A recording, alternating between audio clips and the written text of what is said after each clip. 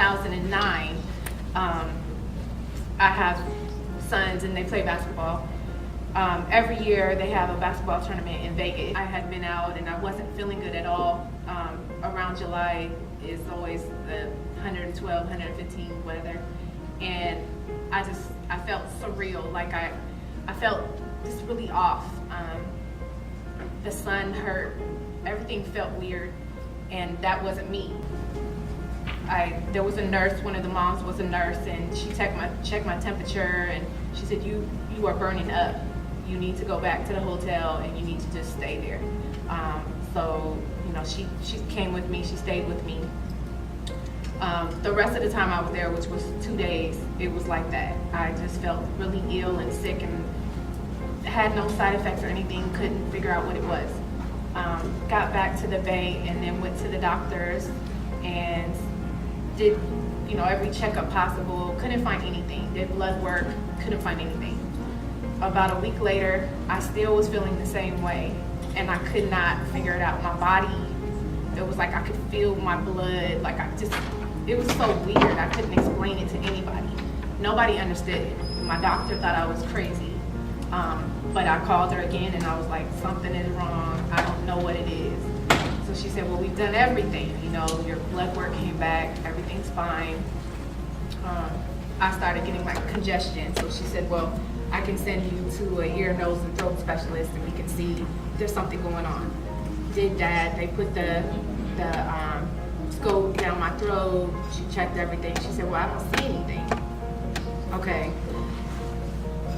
The congestion turned more into every morning I was waking up just feeling really plugged up. I never had allergies before, and all of a sudden it seemed like, okay, now I'm getting allergies, so call her again.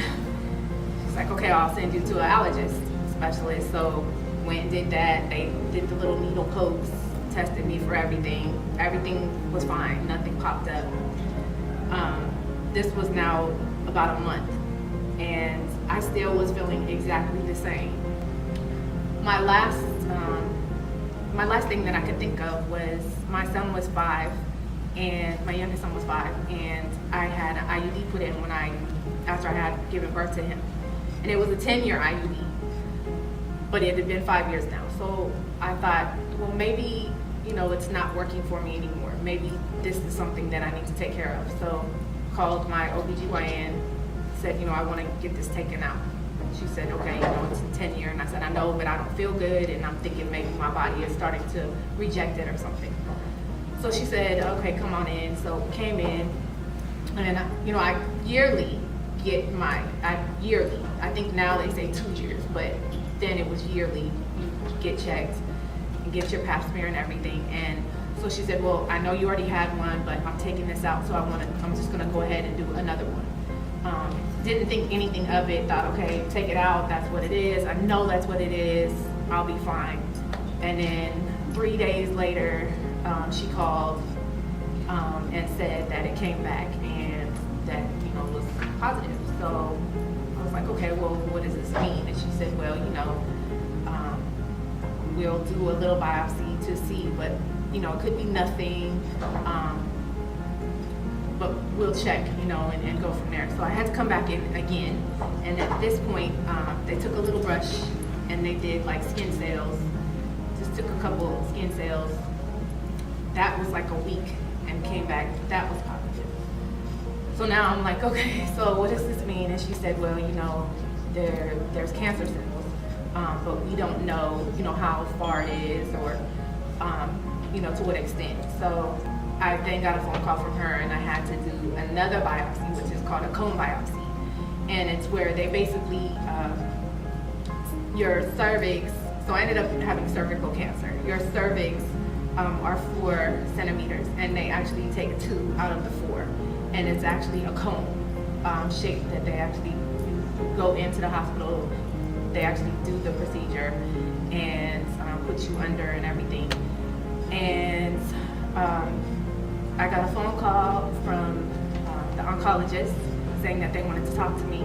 I had no idea what stage I was. I didn't know anything. I just knew that, okay, this is what, you know, what we're seeing is that you have cervical cancer. So I was actually between stage 1 and 2, and because of where it was, the cone that they actually took out from 2 to 8 was where my cancer cells were.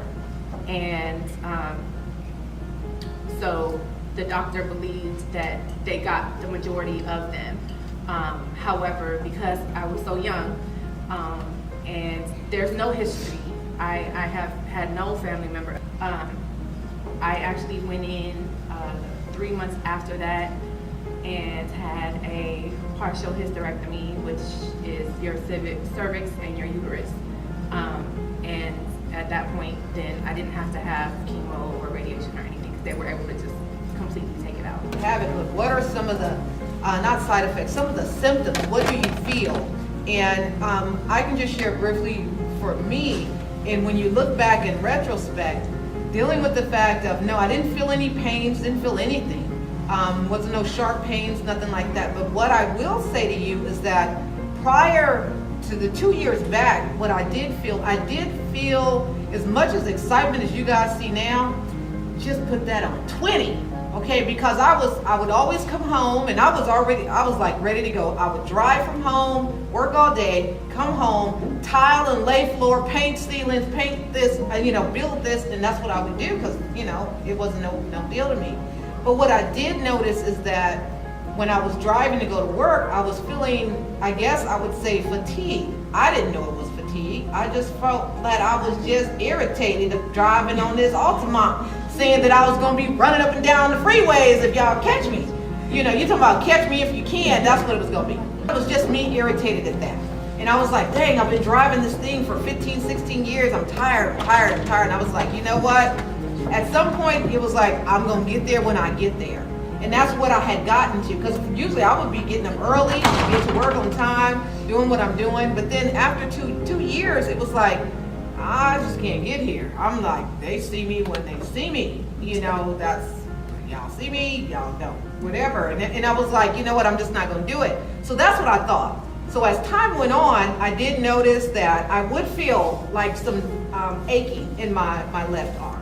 And I would, at one time, it kind of swelled. And I used to rub my arm a lot, and I'd be like, oh, my arm is hurting. That was way prior before I knew, and I would rub my arm and rub it a lot, and it would hurt. And then one time they like swell up, and they were both of them. And I was like, okay, what's that? Went to the Kaiser. They saw my, allergies. I said, I'm not allergic to nothing, whatever. So just kept going. But then I would notice things. So the symptoms that I felt, it didn't have anything dealing with my breast or anything. I didn't feel no pains, but my arm would hurt, and it would ache, and it would just hurt for no reason. And now, since I had the 2 lymph nodes removed, it's the same feeling. That's the same feeling that I felt before, but it would ache and ache. Fatigue, tiredness, didn't have the same energy that I had before. Other things we just don't necessarily get into, but let's just say your bowel movements weren't the same. I noticed that. I was like, okay, what's going on? I need to drink some water. What's happening? But it was things that you don't think about. And those were some of the symptoms that I would say that I had. Again, I would get headaches, and I don't get headaches.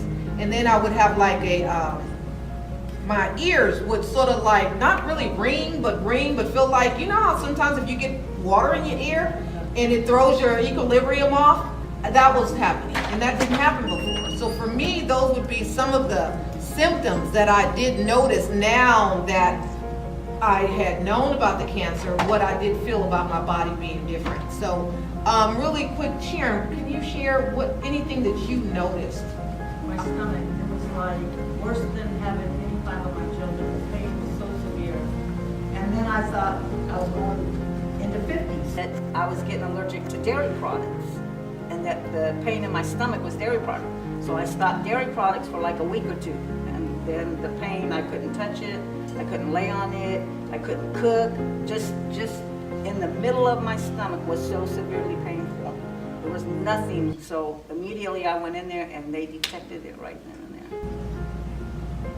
So hopefully that helped as far as some of the things, again, like Sharon said, and like definitely talking about cancer or just cancer in general and just breast cancer. Know your body, know when things are not quite right. And that's what I did. And I knew my body and I was like, that's not quite right. So it's like, but I was still getting the regular routine mammograms, pap smear, all of it. Nothing was coming up.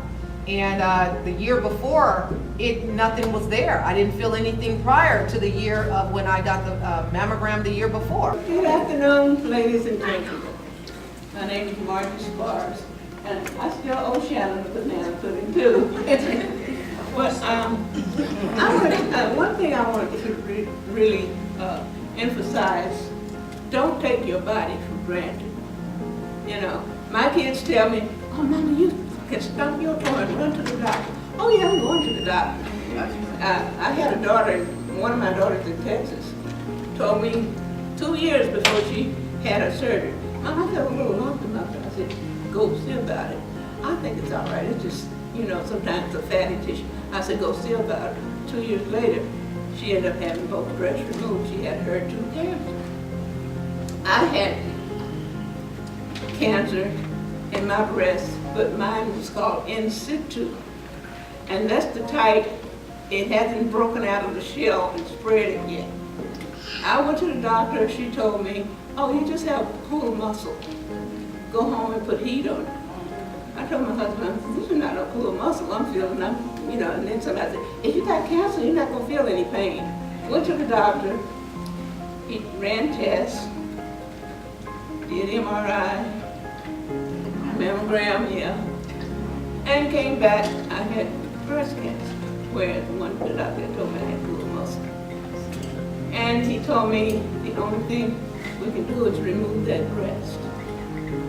And I'm like, when you hear that kind of news, you just be dismayed. In a daze, remove my breast.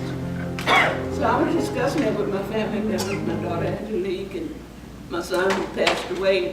He's the main one that told me, "Mama, I'm gonna call my doctor." He was on dialysis. "I'm gonna call my doctor. We're gonna set you up to go to UCSF and see about that. Don't take that for granted." And that's one thing I want to tell you. Get a second or third opinion before you go running off letting them cut off. Get a second or third opinion if you have to. So I went to UCSF, and I love this doctor. The doctor's name is Dr. Alvarado. He's at UCSF Cancer Center. And he examined me, and they did all the tests. He said, "Yeah, you do have a little cancer there." He said, "But it's in situ. We don't have to take off your breasts. We'll have." He said, "One good thing that's good about you have full breasts, so when we take it out, one's gonna be smaller, but we're gonna go in and reduce the other one to the size of their match. They're going back home and have them." And that's what they did. And it hadn't spread it into my lymph nodes. And I was just blessed with mine because I didn't take it for granted. I didn't just keep putting heat and saying it's going to go away. I didn't take that for granted. I kept going because I knew, you know your body. And you know when there's something wrong. And you need to go see about it. And the Cancer Society, if you ever donate to anybody, please donate to the Cancer Society. Those people will help you in so many ways.